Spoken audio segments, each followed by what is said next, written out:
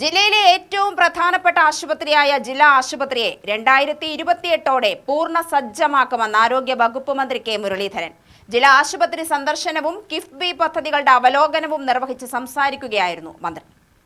അടുത്ത നവംബറിൽ ജില്ലാ ആശുപത്രിയുടെ പുതിയ കെട്ടിടത്തിന്റെ നിർമ്മാണം പൂർത്തിയാക്കും.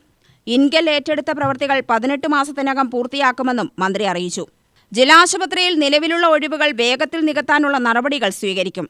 നിലവിലുള്ള പ്രവൃത്തികൾ പൂർത്തിയാകുന്നതോടെ ആശുപത്രിയുടെ സൗകര്യങ്ങളിൽ വലിയ മാറ്റമുണ്ടാകുമെന്ന് മന്ത്രി യോഗത്തിൽ വിലയിരുത്തി.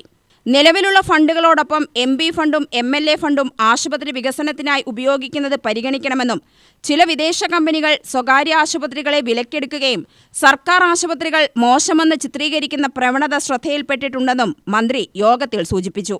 ഏറ്റവും കൂടുതൽ ഡോക്ടർമാരുടെ പോസ്റ്റ് ഒഴിവുള്ളത് പാലക്കാട് ജില്ലയിലാണ് ഞാൻ കണ്ടിടത്തോളം. അപ്പോൾ ആ പോസ്റ്റുകൾ നികത്താണ്. ഇപ്പോൾ സൂപ്രണ്ടിനെ വെച്ചിട്ട് കുറച്ച് ദിവസമായി ചാർജ് എടുത്തിട്ടില്ല. ഇമ്മീഡിയറ്റ് ആയിട്ട് ചാർജ് എടുക്കാൻ ആവശ്യപ്പെട്ടിട്ടുണ്ട്.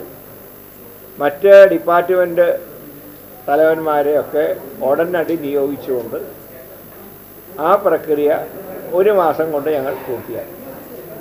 അതോടുകൂടെ പിന്നെ ഒരു കെട്ടിടം പൊളിക്കാനുണ്ട്. അവിടെയാണ് പ്രിസൺ സെല്ലുള്ളത്.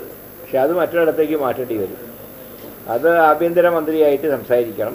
അതിലെ മെഡിക്കൽ കോളേജിൻ്റെ കെട്ടിടത്തിലേക്ക് മാറ്റാനാണ് വകുപ്പ് മന്ത്രിയായിട്ട് സംസാരിച്ചത്. അങ്ങനെ അതിന് തീരുമാനം എടുത്തു കഴിഞ്ഞാൽ ആ കെട്ടിടം പൊളിച്ച് നമുക്കവിടെ പുതിയതായിട്ടുള്ള കെട്ടിടങ്ങൾ നിർമ്മിക്കാൻ കഴിയും. ഇതാണ് മൊത്തത്തിൽ.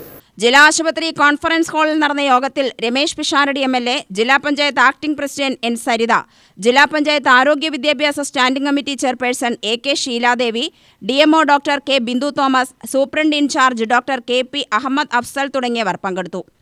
UTV news, Palakkad.